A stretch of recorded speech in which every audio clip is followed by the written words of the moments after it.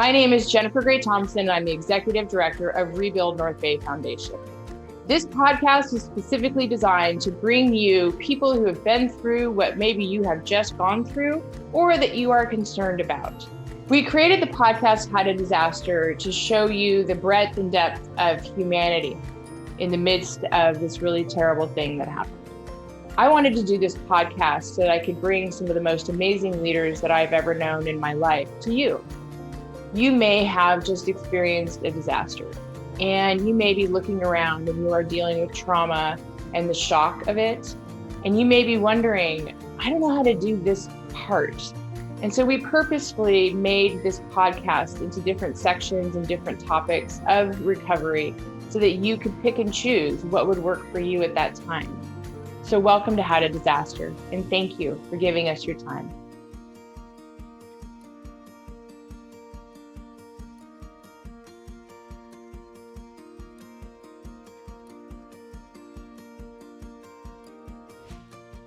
Hi, welcome to How to Disaster, a playbook to recover, rebuild, and reimagine. My name is Jennifer Gray Thompson, and I'm here with my friend and colleague, Lorez Bailey.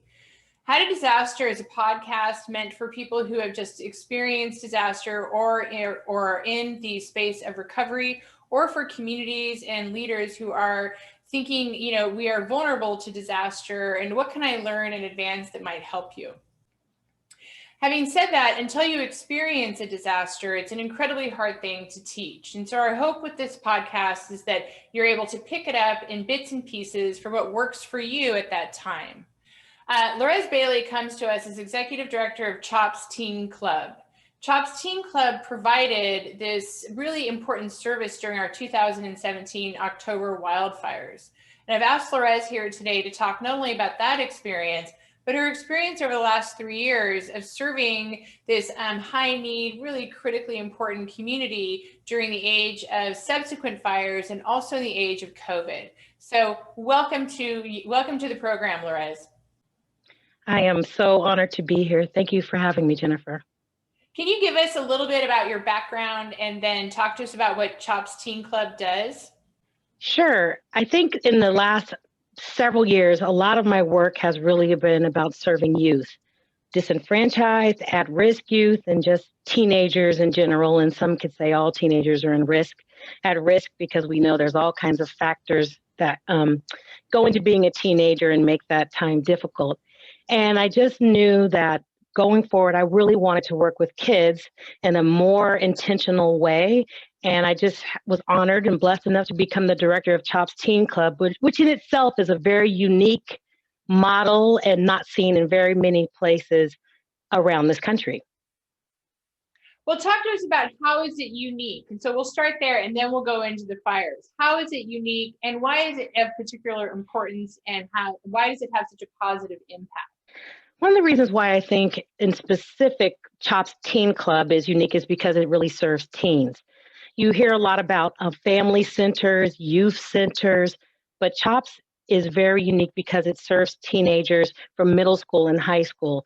And as we all know, that was probably the best time of your life. Like if you could go back and do middle school again, I'm sure we all would. But we all, I think, have a story and experience of how difficult and challenging that time is. And so we're this amazing 20,000 square plus facility that has technology and gaming. We have a college and career hub, a gym, art space with every genre, medium art you can imagine, music and instrument and ability to learn to play instruments. We have cafe and culinary programs. So that in itself makes us unique, but also it's free choice.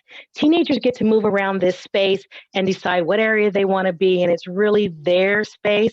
And we're here to really provide mentorship and show that there can be a place for caring adults and look at mentorship different. And I just say that because often people say, oh, well, can I come make an appointment and be a regular mentor? And we're like, no, it's just those daily interactions, those check-ins of how was school today? How did that math test go?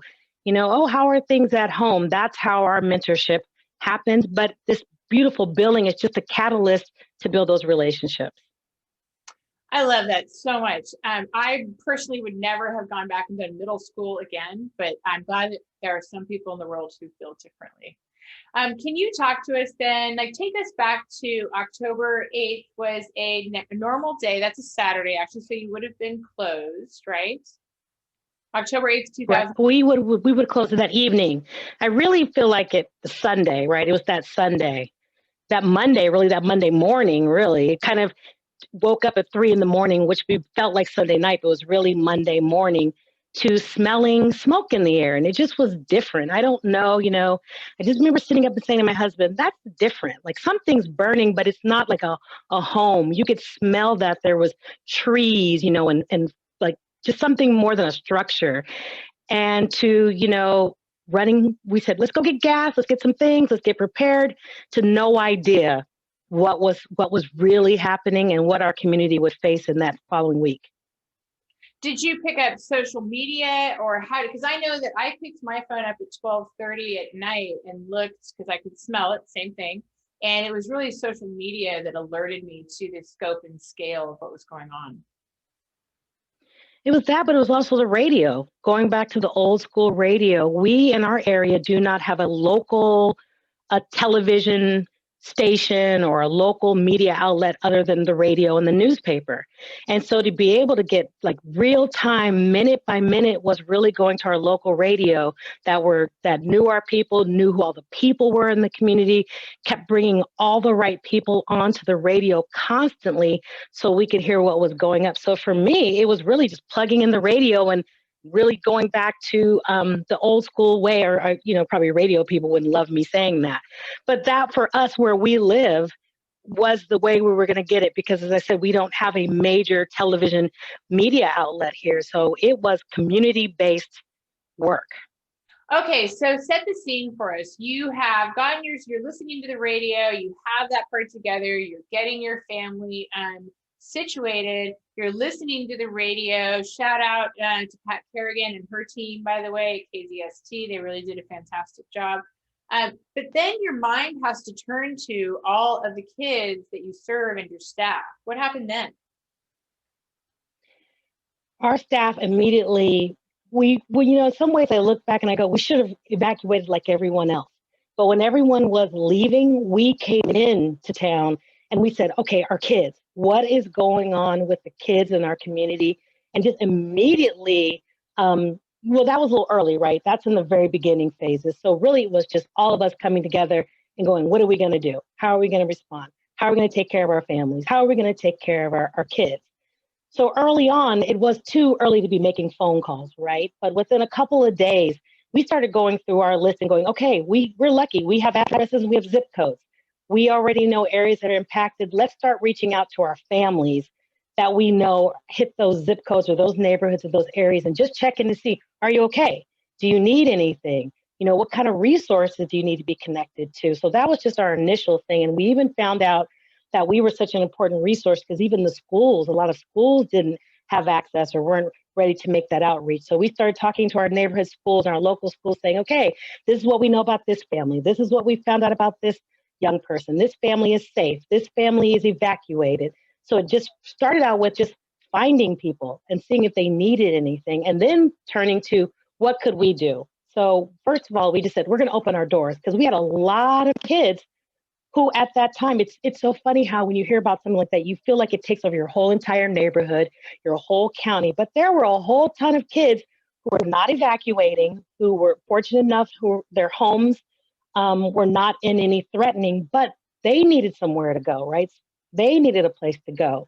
And so we just opened our doors, and we even kind of bent some of our rules, like usually a certain age, too young, can't be in there, right? We just said, bring your kids. You need a safe place. You're staying in an emergency shelter. Have your kids here. The kids can be here. They can have a meal. They can have Wi-Fi. And in fact, as a parent, come on in, because you might need Wi-Fi and access. So we just opened our doors and just said nothing else for the kids who are not impacted. We're going to be there. And the families that are impacted, we're going to be there. And we told parents, drop off your kids first thing in the morning, and you're going to know they're going to be safe and they're going to be fed. And as long as I can make sure that your kids are safe and they're fed, take care of what you need to take care of, because they're going to be okay. And then we're going to take your little ones that we don't normally take, and we're going to put them in a movie room, and we're going to take care of everybody. So that we call ourselves the teen second responders. that we were there for the teens, because what often happens in these type of, I'm learning, right? I didn't know this now, but the kids get forgotten about a little bit. They worry about the little kids, like, of course, the younger kids, but our demographic, those teens, are the ones that everyone kind of thinks they're okay. They can stay home alone. They're independent. And we knew that they needed us like no one else. So that was another thing, getting out that message of, don't forget about the kids that are not evacuated. Don't forget about the kids that are here worried, scared, don't know what that means. You know, we understand a fire is contained. So just making sure that we were there to be a safe space. So if I can talk about that a little bit, because I think you and I really share this this understanding that a lot of people look at teenagers and they see them as miniature adults, but I see them as kids that are big kids physically, but they're still like little kids a lot of the times, how they're navigating the world. And just the time when people make jokes about my teenagers never need me, but actually they really need you a lot. And that's how come I think sometimes we forget that they need a navigator too. And so to be there for them in the midst of this really horrific, grand scale disaster that happened here. And if you've never heard this podcast before, let me tell you that in just night one in one county, it was 5,000 homes. It was, this fire traveled 20 miles in 5 hours. By the time we were finished, 23 days later, we had over 9,000 structures were gone. And so whether or not your own house was impacted, there wasn't a person in this community that wasn't living with fear and sort of the aftermath of a great disaster. So can you talk about that? Yeah, and there's things like poor air quality, right? I had kids that lined up waiting to come in the doors with no masks on. They rode their bikes there. They skateboarded there, and we were like, no, this is like serious. You can't, you can't be out there. So also just explaining them how to self-care and self-protect for themselves is another big thing. I think that teenagers are, in a lot of ways, people underestimate them, right? There's one side, they underestimate how much they care about things and the subjects that they're passionate about, the things that they're so, we think that young people now are a little bit more apathetic and, oh, they're just on their phones. It just looks different. And they care. But not only that, they needed each other. They didn't just need us, but they needed each other. I can say when this first started, a lot of what we're hearing even around granting was, okay, you've got to have fire-related support, right? You got to have some type of fire art therapy, or you got to have groups. And what we learned about young people is they felt like they had these pressures coming from everywhere, and they wanted a place just to be. They wanted a place where they actually didn't talk about fire. They wanted a place that they didn't have to talk about what does this mean. They wanted a place just to be kids. And we had to learn that after we tried to bring all these different resources. And they're kind of like, yeah, so we just want Panda Express, we want a game, and we want a movie, and we want puzzles. So we said, okay, let's bring out stress balls, right? We had to find things, but we had to meet them where they wanted to be versus what as adults think they wanted. So that's another thing, is like really listening and giving them the space to talk about it. And then also as adults, not putting that on them, like they come in the door, not looking at them like, oh my God, are you okay? Is everything all right? That does not help, right? It's more like, I am so glad you're here. I'm glad that you thought to come here, be here. So good. Okay, so now tell me what's going on. And then just listening, like hearing what they had to say, right? Being there. And then another thing that we learned is, so I have had people say to me, are these kids going to be okay, right? This is some kind of trauma that may be here for years and years and years, and how is it going to impact them?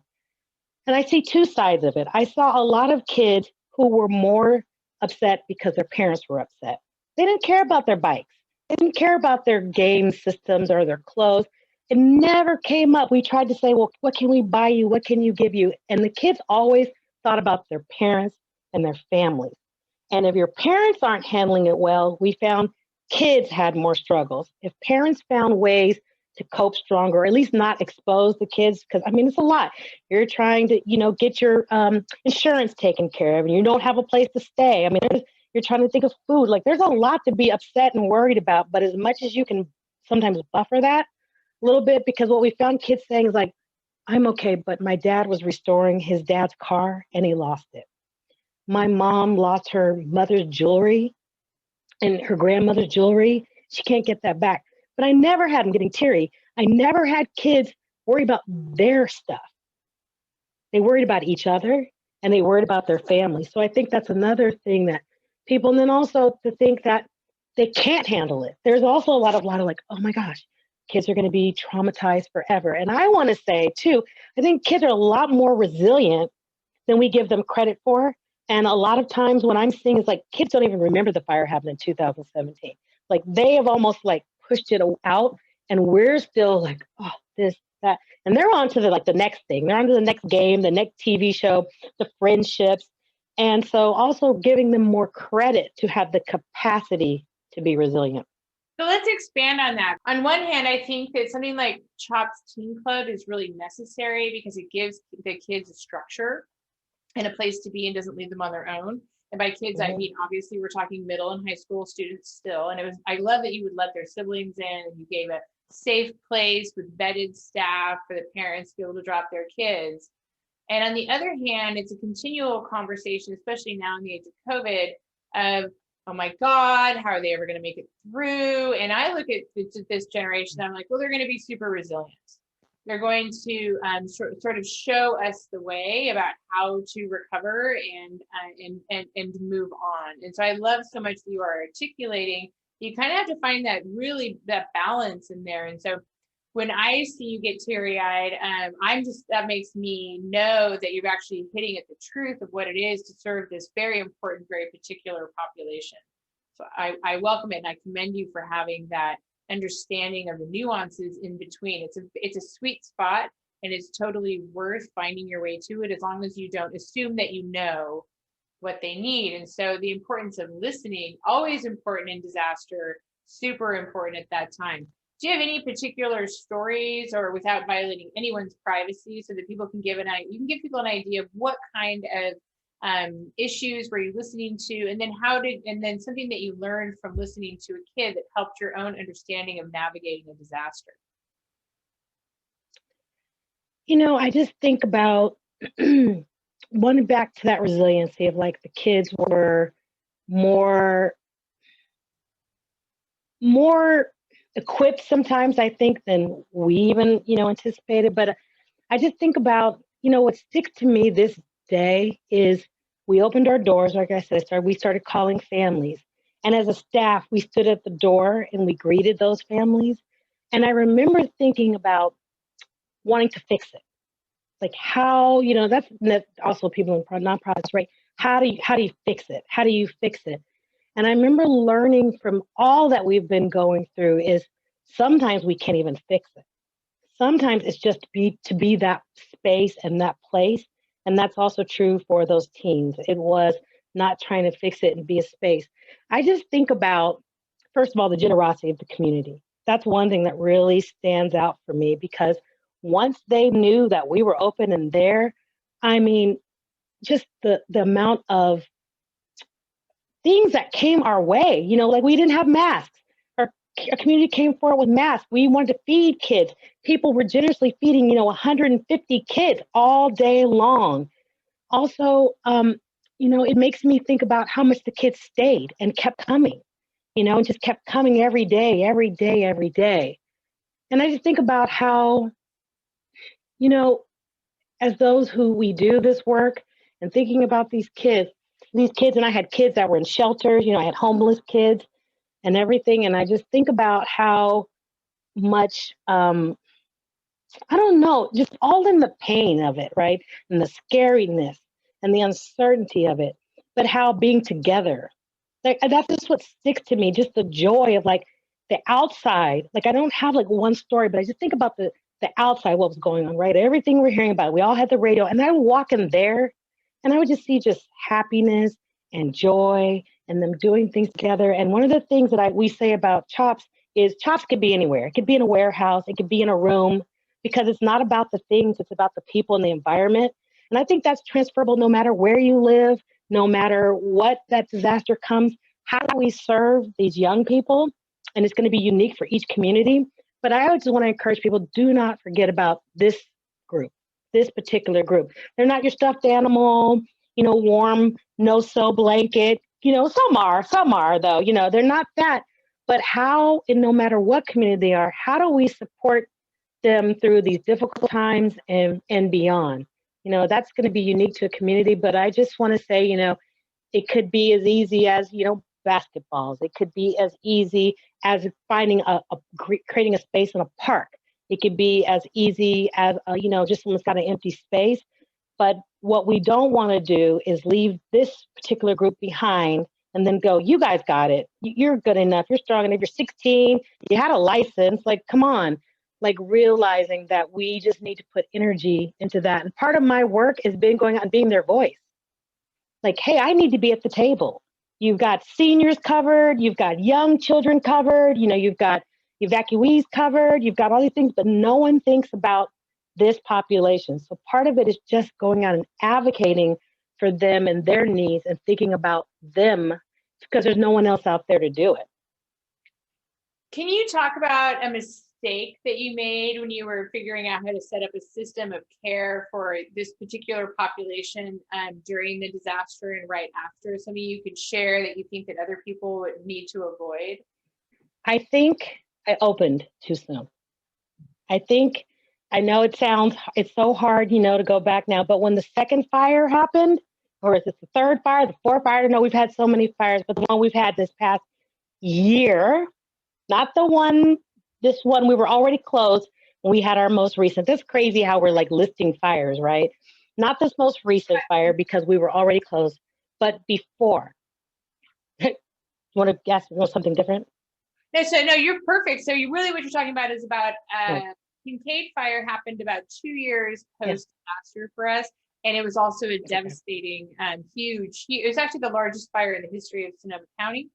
Not as destructive because of the advances in mutual aid and firefighting and technology and those geniuses, figuring out that side of it. Yeah. But we still had a lot of need. And so, so you're talking now about October 2019. Yes. So what I said to our team this time is, okay, I actually put us in some harm a little bit by us all coming and being there and breathing that air in, that poor. But I didn't know, right? The hindsight is 2020. I didn't know about how those particulates and all that stuff that's in the air, right? And so I looked at it now and I said, next time I wouldn't have opened as fast while the fire is happening and while people are evacuating, would have stayed closed because children need to stay home. And I would have waited, and which I did, waited longer, right? I think that we came in too fast, had kids out in the community because we're like, we need to be here. And I think hindsight 2020 is like, no, they should have stayed home. They shouldn't have been out in that air as much as I loved all of it. And then also for my staff, I think that was also my leadership said, okay, we're going to get in, we're going to do it. And that's what they wanted to do too. But this last time I said, I actually need you to stay home, take care of your families, get everything settled, and then let's come back a week from now when we return and open up. So I just think as much as I loved being there open on Monday morning while people were running, I think we should have waited a little longer so that we could have been sure that we were also safe and my staff was safe. And even, I had my own husband like, are you kidding me? Like fire is burning and you're heading towards it than against it. And maybe, thinking about that a little bit more, but I'm really proud of what we did. And I think also what I would say is create your networks and your communities early. So when things like this happen, I had so many phones I could pick up. I had people that said to me, oh, don't do clothing collection. That's going to be too much for you. It's going to be burdensome. Don't collect clothes. Okay, good. Well, I learned real early, like I don't need to be a clothes delivery site, right? So I think that I'm really proud of how we did it. Wait, Lorez, don't just blow past that because I want to say this is something no matter what podcast we're doing, no matter who's the guest, do not donate clothes that have not been asked for ever, because most of them go into the landfill. Yes. And managing those donations becomes a secondary disaster. And it's just a really important thing to drive home over. If it's not been asked for other than money, don't donate it. Sorry, go ahead. No, and what I've also learned in many years of working in nonprofits that serve homeless adults and youth and different things, everybody has a different idea of what's appropriate to give to others. And so, how real do you want me to get? I mean, I've had people, donate bottles of shampoo that are half empty, just a quarter, hair around the top of it, like obviously used. But the mentality like, but of course, but people are homeless or they're desperate or right now they're not in their home. So of course they're going to want a third of a used bottle of this high end shampoo, in a box with all your old things that you took out of under your bathroom sink because you're like, well, desperate people are desperate. So let's give them things. And I'm always like, so I learned from long ago, you treat people with dignity, right? And You treat people with dignity and things you want.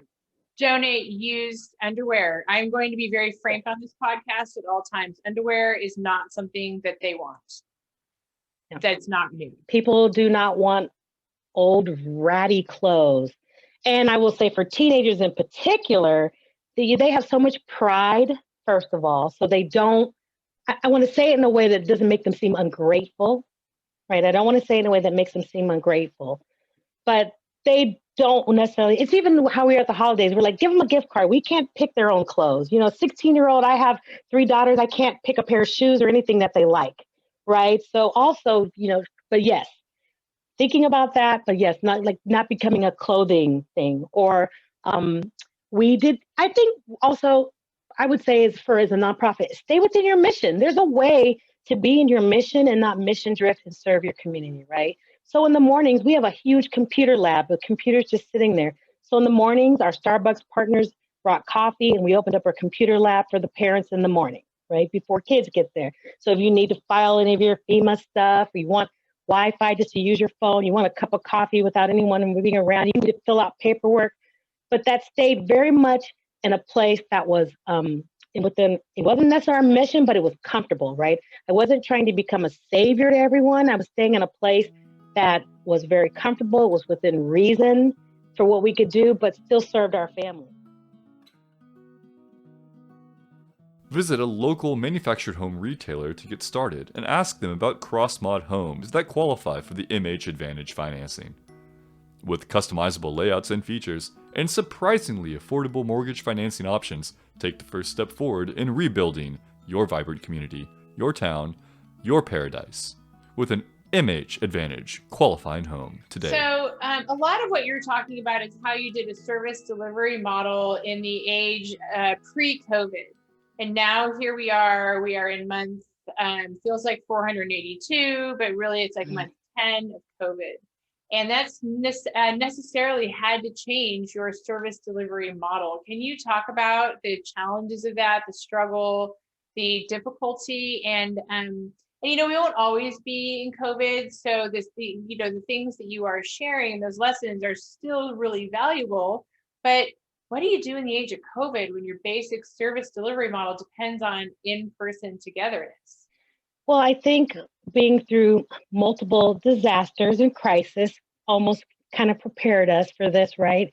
That we could come together immediately and use the same methodology we had done around fire, we did around COVID. We came together as a team immediately and said, okay, how do we make the shift and how are we going to serve our team, right? So that was the first thing, is just coming together. And so what we have shifted to is a virtual model of virtual CHOPS Teen Club. And we're still having paid parties and culinary classes and cooking classes and mentorship and academic tutoring. So we really are doing a lot of the same things. It is difficult because I'm right, there's a lot of kids I'm not reaching, but then there are a lot of kids I am getting access to because the Zoom model, right? I've had kids leave the area because of fire and they're still CHOPS members. So I think it's been difficult, but I think that the nice thing is that everybody's doing it, right? We're not just doing it, everyone's doing it. School's doing it, jobs are doing it. And what we're finding is that the teens want to be connected.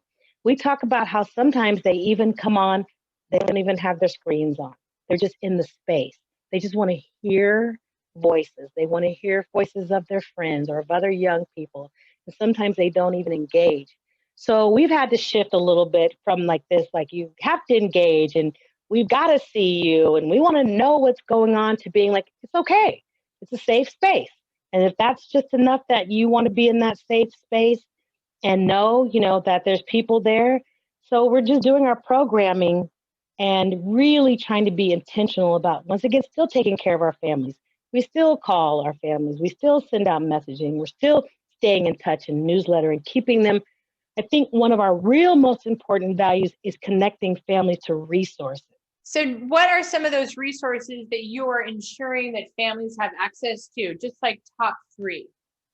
I think mental health, right? Anything around supporting youth and mental health, because those services are very often not for that population.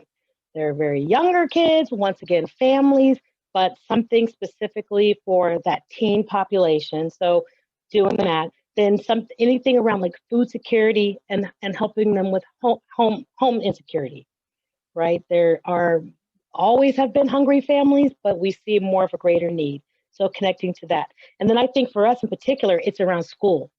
It's academics, how to connect with the school, how to talk to teachers, how to know what's going on in their classes, speaking the language. We like to be that very often that bridge. You know, we'll speak to your school counselor, then we'll speak to the parent, we'll bring everyone together. So I think those are our top 3. And then for me in particular, what I would say to anyone is, if you're going to be a person who shares resources and give resources, do some work on vetting your resources. Don't just go, well, okay, this one says they deal with teen pregnancy. Okay, so I'll put that in my binder. And this one says they deal with teen youth drug abuse. Okay, so I'll put that in my binder when a parent calls. And nothing is worse than a parent comes back and goes, well, they don't accept my insurance. They're only Medi-Cal, or I don't have, I'm Medi-Cal and they only accept private insurance. Or, someone saying they wanted some support around reproductive health and maybe that place, I'm going to say, just isn't the most youth-friendly place when you need to go somewhere. So I say, there's a lot of pre-work we can always do before these times happen. So for us, is finding the resources, finding out ahead of time what families and kids need, vetting them, talking to them, making sure they're the appropriate resource. I don't want to refer someone to a place that supports youth sex trafficking and then find out they're not a supportive place. Like, oh, I thought they were so great, but they say so good in their brochure. And I don't have anywhere local like that, so I'm not calling out any friends, right? But what I'm saying is a lot of times people are really good at putting out that PR machine about what they do. And sometimes those insiders of no go like, yeah, that's not a place. Nope, that's not the best place to go for that. So doing the good work of vetting those resources, talking to them, building the relationships. So when things happen, I can pick up the phone and say, Jennifer, I've got a family here, blah, blah, blah, blah, blah, da, da, da, da, da, da, and I'm going to send them your way. And they're going to be like, all righty, I already know who you are. I know how you work. You're in the same vein of serving people as we are. And I'm going to appreciate that referral. So I think that's a lot of good work that can happen. So when these times happen, you have already your community built. There's not a lot of people who do what we do. So I have to work with other youth serving organizations that have different models. But if I didn't have that ahead of time, I couldn't say to the Children's Museum of Sonoma County, okay, Children's Museum, you have a younger group. So why don't we do something together for families and say, younger kids come here, older kids come here. We're looking at that right cradle to career. How do we serve kids from the very youngest to the oldest and partner together? So I think building those relationships ahead of time is really, really critical also in serving. And when you do that, you're actually building resiliency into your community. So resiliency isn't just about hardening your landscape. It's not just about, fuel mitigation up in your hills. It's also about, creating and maintaining really strong networking relationships. You're a pretty prominent leader in our community. And so how has first the 2017 disaster and then COVID informed your leadership skills, your styles, and how did you have to adjust to move that to a virtual model? Yeah, I think that being community connected served us well, right? Because I could pick up a phone and go, this is happening on the street. So I think that's important. And in the virtual world, it's been difficult. If I hadn't had so many of these relationships prior to shelter in place and COVID, I don't know where I'd quite be, because it's really been hard to get into the community connected. And then because in our particular specific community, because not only do we have the COVID, but we have fires, we have people going through a lot. They're just going through a lot personally. And so the capacity to to, I don't know how to say it in a most tactful way, but they just don't have the capacity for a whole lot more trauma. It's like just one more thing. It's just kind of an undercurrent in our community. So it's hard to bridge, relationships. So I say the work ahead of time. I think also being involved in a women's executive director leadership group that was based after the 2017 fires through the Community Foundation and Heal It Foundation has been really, really powerful, because whenever I'm in any type of group and they say, okay, here's some buckets we need to be looking at. Who wants to talk about disaster preparedness and awareness? And that's like always like the very lowest thing anyone's interested in, right? But that was so powerful, because when COVID came, I was with that group and I said, on Saturday, I'm going to be canceling my major event. On today's Thursday, Saturday, I'm going to be canceling my number one major fundraiser, 300 people. Oh my gosh. But so much of that disaster work and preparedness ahead of time came in on Monday. We came as a team. We're like, okay, who's the communications person? Okay. How are we going to handle families? Okay. How are we going to handle our facility? Blah, blah, blah. So who do we need to call? Okay, we have someone from the police department on our board. We're going to need our facility to be looked at a little bit different. How can we, all these things. But that was growth from 2017. If I had not been to those fires in 2017 and 2019 and beyond, when COVID and shelter in place happened, I felt so much more prepared. I didn't know what it was. It's the unknown. You don't know what's going to end. When a fire or something like that happens, it comes and it leaves. It has a beginning and it has an end. This, we didn't really know when it began, and we still don't know when it's going to end. But all of that, being prepared for all the other stressors that could happen to my organization and to the kids, just led me right into being prepared for shelter in place and COVID. So I was ready. I was like, okay, on Monday, we're going virtual. This is it. We're gonna switch our club virtual. We're gonna start thinking about our programming. We're gonna start thinking about how we're gonna get to our families. I don't even know how the Zoom stuff works, but we're gonna just start there, and we're gonna go, and we're just gonna find our way.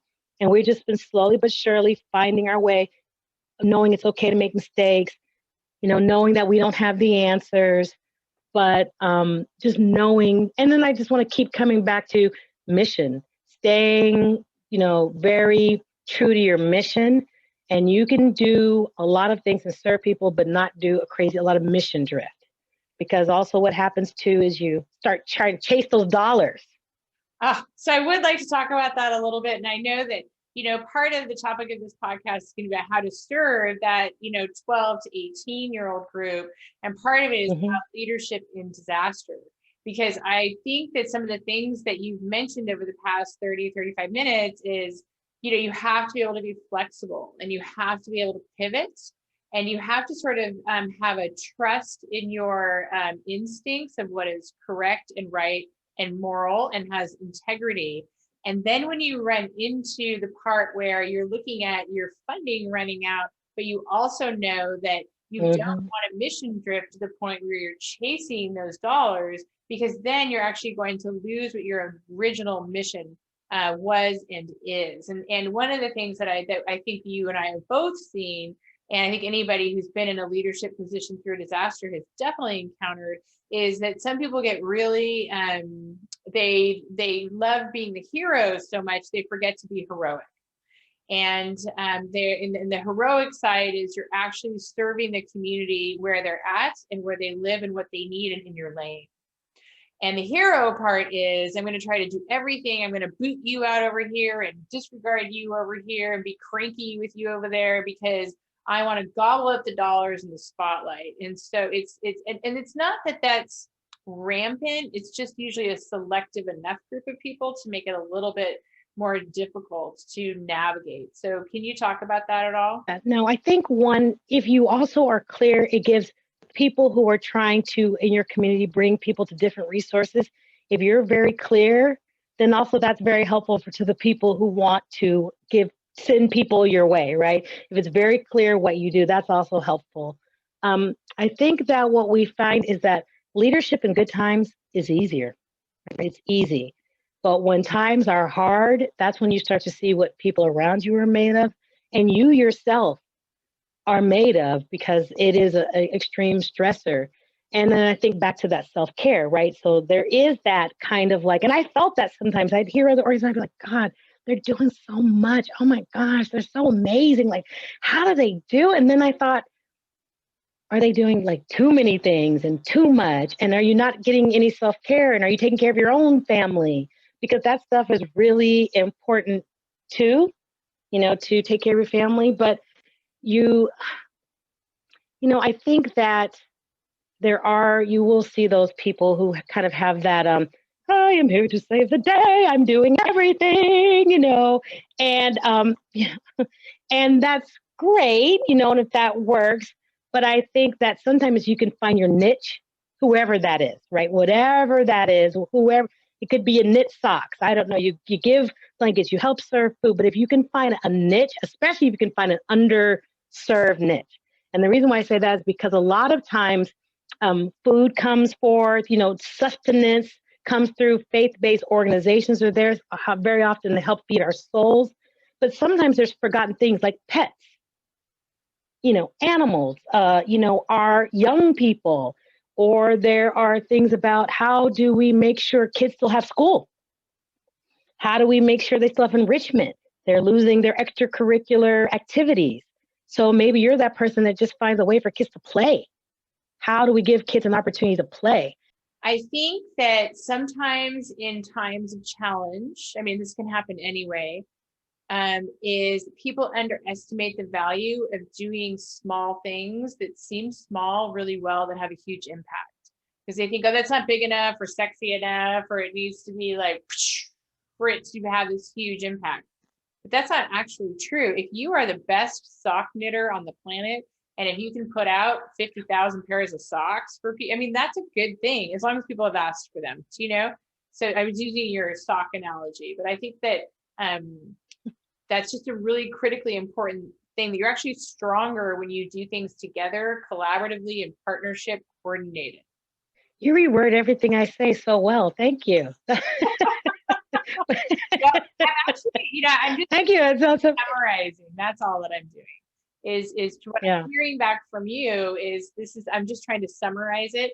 One of the things I want to make sure that we touch on before we finish out today is the theme of self-care that you mentioned, because I am going to label this as both leadership and how to serve your demographic. Can you talk a little bit about self-care? And because I know that both you and I know people who have not done self-care through these disasters, really wonderful people too, who've not been able to sustain, so that when the new disaster came, they couldn't pivot, they couldn't adapt because they had given it all. I always say you're supposed to give a lot. You're not supposed to give it all as a leader in the community. Right. And then we've all also dealt with the people who do that. They kind of have the martyr complex. Like, I did this and I did that, and I don't get enough appreciation, and I don't get enough acknowledgement. It's like, well, why did you do it? Because if you do it for the right reason, it comes from the right place. No one even has to ever say thank you, and you will be, okay. Oh, wait. We talk a lot about self-care and leadership. I love you, but I'm going to push back on this a little bit, because one of the things that happens is that then when you need funding or you need people to pay attention to something or an issue, if you completely step out of I know that the phrase is great, like you can get anything done as long as you don't take any credit for it.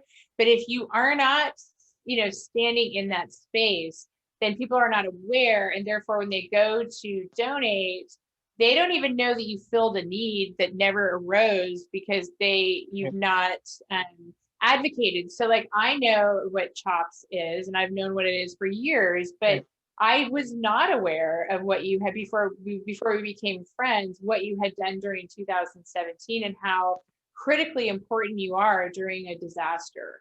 So I just want to say that one of the goals of what we're doing here is that I'm hoping that people see through this medium how important your work is, and that they think about that work when it's coming time to actually direct their dollars. So that's my only pushback today. Yeah, well, sharing your story is different than kind of the martyr story, right?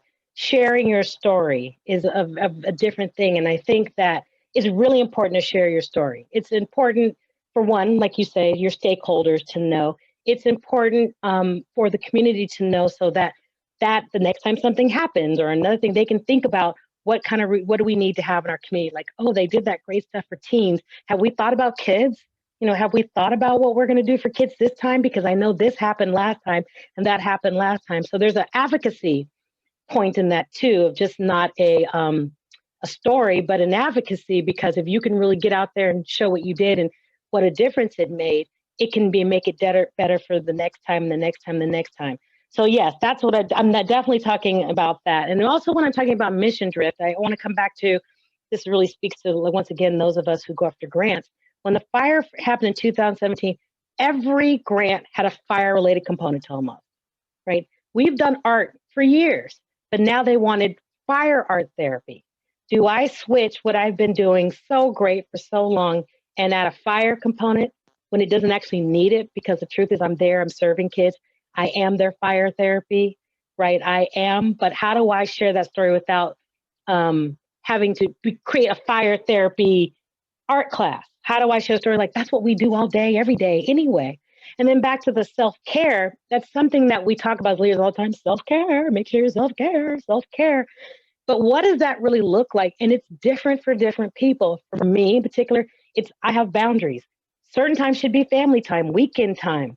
I have to know sometimes to shut it off. Like it can wait another day. Make sure I get out and take a walk, trying to see all our Sonoma County parks. Each time we go somewhere, we're trying to go to a different park and get outdoors. Self-care sometimes is just making a decision. Like I'm a very collaborative leader. Like, let's all come together. Let's talk about it. Sometimes I'm like, when you're in crisis, you have to be like, I'm going to make the decision. I can't have a whole collaboration. I can't have a meeting about it. It's a decision and I'm going to have to stand by it, what it is. So it's also having like strength is self-care too, right? Not sitting going, what do I know? Like having some direction about what you're doing and how you're going about it. For me, is sometimes, that's a version of self-care, just being decisive, making decisions. So it's different for people. Some people work, but I just think, constantly we have to come back and reevaluate that. When COVID happened, I felt like one of the things I had said, I feel like I've been through crisis after crisis after crisis after crisis after crisis. I just need some time off. And I needed a good amount of time off because a few days or a week wasn't going to do it, because it takes me at least 3 or 4 days to unwind and to start to like, I don't have to answer that email. So sometimes it's also setting it up so that you can get the time that you need and building a staff. Like some of this is pre-work. Can't wait to that moment. Some of that pre-work is building a staff that has some autonomy, some feels that they can make some decisions, feel like they can be there when you're not there. And if you can build that capacity building in them, when you want to take time, no one's going to lose their mind or freak, or you got to go, well, everything's me. If I'm not here, nothing will be here. I've got to be here. So also, how do I scaffold it and create it so when I need those moments in time, I have people around me who go, that's okay. We got it. We got a plan. It's okay. So that's self-care. So self-care looks different. Self-care is sometimes just going, Jennifer, I just need to purge. I need to talk. I need a safe space, a safe person. Let me know, am I crazy? Okay, you are a little crazy and you're a little bit not crazy. Okay, take that and run, right? And creating those safe spaces. So it can look different for different people, but it's really, really important because it's so tiring. And, and when you have the care of people that you care about and you carry that responsibility seriously and you take it seriously, it's going to be burdensome. And if you care about it, it should be heavy sometimes. I totally agree. I think that certainly, I have certainly struggled with, I remember going to the gym in year 2 and thinking, oh God, I'm at the gym. People are going to think I'm slacking off. Like I'm not like, okay, what I'll do is I'll answer emails at the gym the whole time. And it took me another year before I realized how deeply stupid that was. Because first of all, nobody cares. And second of all, I didn't need to prove it to other people at the gym who I did not know. Maybe I knew some of them, but whatever. Instead, like they would be happy to see me taking care of myself, or making sure that you do take weekends off. There's a reason why when people go to war, and not that we've been in war, but like this stressor, though, weight and responsibility. When you do this kind of work, means that you have to do R&R.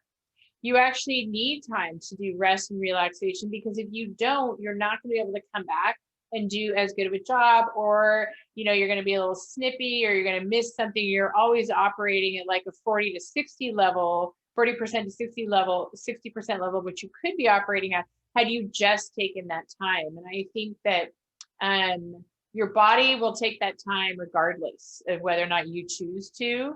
And those are hard lessons. It's just a hard thing to navigate and hard to learn, because I know that we've seen it in people. I've seen some issues with myself last year. I gained like 20 pounds. I was like, so tired and bleary eyed. And then I realized that as I watched other people, other leaders in our community really fall off and not be able to continue to do that, that I looked at them like, oh, well, why didn't you just relax a little bit? And then I thought, well, why don't you relax a little bit, sister? Here you telling anything too. So, and it's also, I just want to say that I'm glad that you built into your answer to have trusted confidants in your professional and your personal world, that you can call just to have like a moment that they're not going to call, or what I mean, they're going to like tell you what they really think. And that's actually helps build sanity and compassion into your life. So I'm glad that you mentioned that. Yeah, I think for me, what I've learned is investing in some of those relationships when times are good, times are easy, just having those checking on calls, just checking on someone, having those coffees when, you're not stressed and times are good, serves you well. So when these moments happen, you do have those people who you can support one another, because when these things happen, we all need support. It's not just a one-way thing, it's reciprocal. And people, want to know, especially when they feel vulnerable, that they have someone they can trust. Because when we're in these times, we do feel very vulnerable. They're outside of, you don't learn that in the college class a lot of times. You don't learn how to be in crisis. And so when you have those people, vice versa, that you can trust and go, I'm having a moment where I don't know what I'm supposed to do. Like, I literally just don't know what I'm supposed to do. It's good to have people that can say it's okay. And as a person who always tends to be the mentor, not the mentee, I have to really work on making sure I find people that I could feel like I don't always have the answer. Like, you have to find people in your space too that you can say, I don't know this. I don't have the answer, because very often when you're a leader, people come to you for always the answers. And so you always feel like you're supposed to be in this position of having the answer. And then when you don't have it, it's got to be vulnerable to go and call someone and go, I'm a little freaked out, like what to do. Or, hey, I actually know what I want to do, or this is what I'm thinking. And then to go like, Lorez, use your time wisely. And I'm like, oh, thank you, Jennifer. You're right. I probably could, wait a minute before I do that. Like, just breathe, right? Like, just having a conversation, say, breathe. Those are valuable conversations to have. And we need to find people who we can feel those vulnerable with, because if you only have people around you who always do what you tell them to do, agree with you. There's a couple of things when you're in a position of leadership that are actually hugely empowering to say, but really uncomfortable. And one phrase is, I don't know.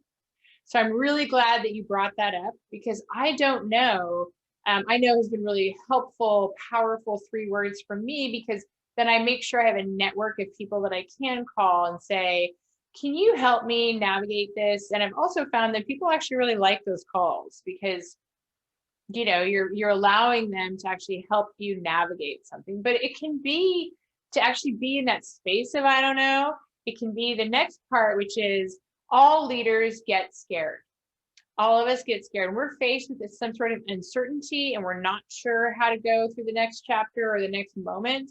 And when people are, when you are in a position where people come to you because they want your advice, or you're trying to lead, the way through something difficult, then to admit that something is scary it's scary.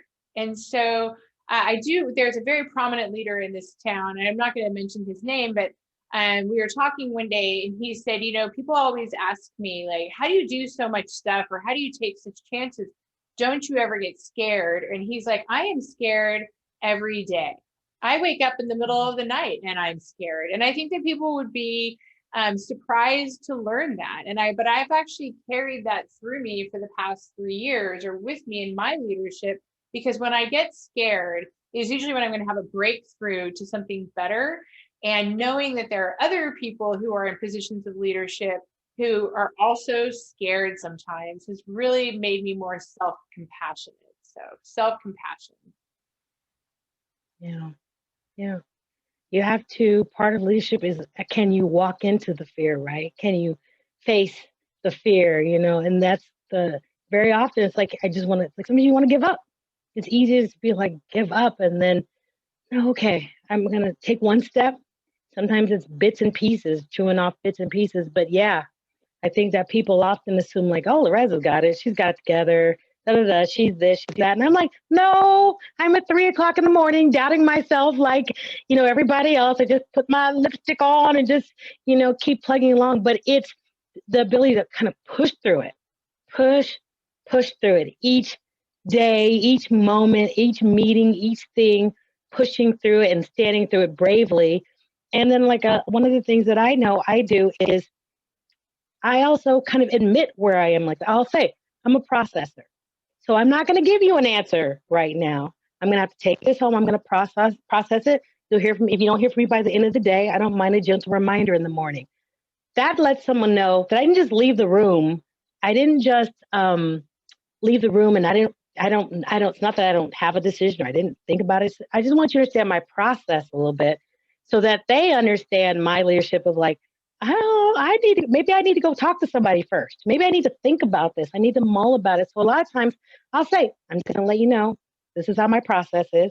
I'm going to take this, I'm going to chew on it, I'm going to process it, and I'm going to give you an answer. So I'm also showing a little vulnerability, right? That I don't know. I don't have an answer for you right now. I'm not even trying to give you an answer when I don't feel comfortable giving you an answer, but I've also explained my process. So to me, it's also like, how do you bring people along in your process of how you do things? Because where there is no communication or you don't feel, people will fill the gaps.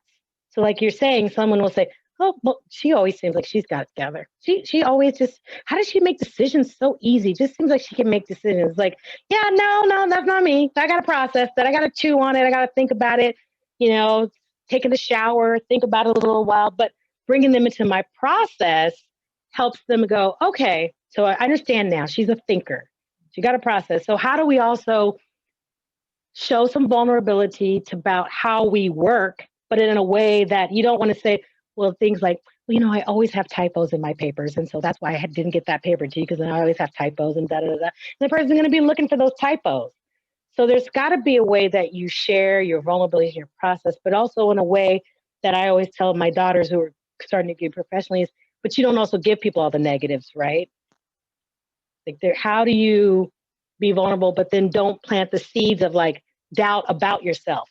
So it's also a balance of being human and accessible and feeling like you're attainable, but then also on a point where that you don't talk yourself down so much that people start to see you in a different way. So I try to kind of have an openness, about how my process or how I do things or how I think about things to bring people into that so they don't fill that gap, but also feeling there's some confidence that comes in that too. Like if you can share people about those gaps, and that also shows a little bit of a confidence. Like, I know I'm not perfect.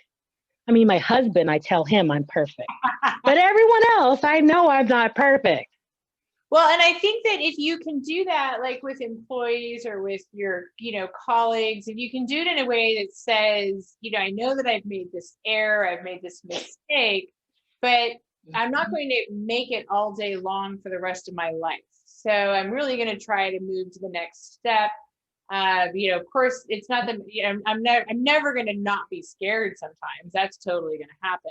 But if there is, like, if I need, something to do, something, I've had to learn to be less, I'm more laconic, less verbose, especially in emails, because I had to learn as an executive that people don't want my 500-word emails. But thanks anyway for the grammar. They like some bullet points, and then they want to get on with their lives. And then I'm actually going to get a much better response. And so when I was given that feedback, you're like, oh, and then you do it. And then in a perfect world, then you train the people who you are supervising that process of, that's embarrassing, or I'm such a dork, or and then you like embrace it and you improve upon it. And then I feel like you turn your vulnerability into a teaching moment. Ideally. Yeah, and another thing about me, I'm all about fun. I just feel like there can be humor and laughter, and even in the hardest times, even when you're trying to learn something difficult, if you can bring some fun or enjoyment or a way to not make things as heavy, that's also me. And so with me also, there's a balance of people not thinking, oh, she's making jokes. Oh, she's taking it too light, right? Like, oh, was that really an appropriate joke for right now? And it's not an inappropriate joke, but not everybody has that same, philosophy. And I'm kind of like, well, something happens. I'm like, well, at least I still have my shoes on, kind of person. Well, hey, at least I've got this optimistic perspective of it. And sometimes that can be taken as not having enough levity, or, not taking things serious enough. And that's my personality, style too. But I think sometimes we need that in a space, in a room. And that's what keeps me going. If I can, even I'm going to tell you, some days on my worst days, I will put on like Pandora comedy. And I'll be working and I'll be listening to the comedy through the day, because I'm like, I need to laugh. Like if I don't find a way to get some lightness in my day and some love and some laughter. And so that's a lot of what I've been doing through COVID in particular, because I'm not with my kids and those were my joy, right? I don't get to fight about are red vines licorice or not, which was a true official debate at our place, which I felt they were licorice, but apparently Siri says red vines are not licorice, and kids believe Siri. But if I didn't have that laughter and that joy every day, so I'm even finding myself like in the morning, on a work morning, is watching a comedy before the morning starts, right? Normally watching the news, starting to watch a little comedy and funny things that bring some lightness, because there's a lot of heavy stuff. And I have to say, and I say this again, is we have some people in our community who are professional, strong people who are really having some difficult times right now. After you evacuate 3 or 4 times and you deal with a pandemic that brings a ton of uncertainty, it's really hard. And I think that's one of the hardest things about this pandemic is the uncertainty. We just don't know what it's going to look like. You don't know what's going to end. You don't know that. And that is a hard place for a lot of people to be in. I totally agree. It's been a whole different level of how to balance out information, how to remain an effective leader, but also not, succumb to the gravity of the situation. Like there are days that it's just too sad. Where it's too and too incompetent, and it's so rough. And I know that I have certainly succumbed to the anger and upset and frustration. And but what I've tried to stay away from at all times is despair, because despair says I can't get upward and onward. And I think that one of the things that is going to save us all through this is onward. Like, okay, yep, that happened. It's very much the skills that come in disaster, which is you can stop, you can cry, you can laugh, you can watch Bravo, you can watch, that's what I do. You can listen to comedy, you can, turn down the volume on your TV news, but because you have to get up and do it again the next day, and in a way that is sustainable and not dragging down your heart all the time. It's hard. Yeah. Another thing you mentioned about being a leader and being in the community. Well, I think that was also one of the things very hard about this pandemic, being a leader and being in the community. I kind of had a picture before a lot of people had a picture. And I used to keep saying to my family, I feel like the COVID wet blanket. I felt like I'm getting all this knowledge. And I realized being in these meetings and being in things and really having to know what's going on, let me be at a communication information level that a lot of people weren't at. Or even if they did, they didn't receive it the same way, right? Because I have to be thinking about planning around an organization. And so also to be connected and have information and to have knowledge, and to be able to go, so yeah, like that, we're not having, a few months ago, this is months ago, yeah, we're not having a person-to-person barbecue in November for a leadership organization I'm involved in, and no one getting it, right? Everybody like, come on, no, by November, and me feeling like I have some insider knowledge or something, right? But having to also be the deliverer of that and not everyone receive it, but know you're standing in your truth because you have access. So sometimes there's also the burden of knowledge, the burden of access, the burden of being a leader, because you kind of can't put your little rose-colored glasses on and blinders and because you know what you know.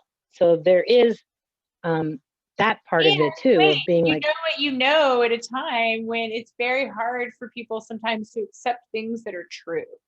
And some right, people, and I don't know if anyone, I don't think anyone's escaped this entirely, but it's easy to become super enraged and in a way that's non-functional and in a way that's like, oh, good, target. I have a target and I'm so excited to have that target because I am so heartbroken and sad and angry and I have so much anxiety that I could bleh, it out, sorry for that gross sound, but yeah, I can vomit it up on another person. And it's hard to have self-awareness during this time where you say, actually, it's not really about that person. That person may be terrible. Don't get me wrong. But most yeah. people are good. There's just enough terrible people in the world to make it a little difficult. But the vast majority of people are good, are trying, are doing the right thing. But sometimes as leaders, we can become targets for that anxiety and distrust and suspicion. And Right. it's hard to navigate. Oh, so true, especially now when you're dealing with your own stuff, right? But I want to go back to that talk about despair. I think in particular as an African American woman, I could get into, I think, the African American experience. And, people often say, well, God, how could Black people be through so much?